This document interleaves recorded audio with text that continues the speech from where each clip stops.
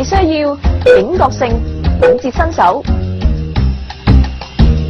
第一招破踏膊摸胸，遇咗啲死佬扮 friend 踏膊，乘機摸胸。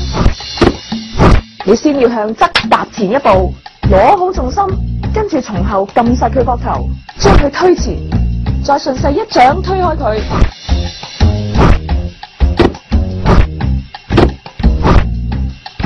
第二招破起踭撞胸，喺人多嘅交通工具入邊，啲痴漢最常用呢招抽水。咁你就要即刻打側身，撞開佢隻手，再踏前一步攞重心，回身一巴車埋去，痛快！第三招破迎面批胸，早前嘅觀塘阿叔就最拿手呢招，破解要相當敏捷。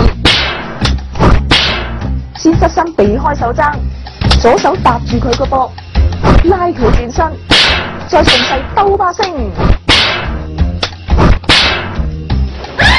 第四招破紅抱擒胸，從後襲擊係最難防備，重點係手腳要同時作出反應，雙手好似打斜拉弓咁撐開色狼雙手，同時向前踏一步，攞好重心，拉遠雙方距離，咁向下撐開嘅手至能夠發力，打爆色狼下體。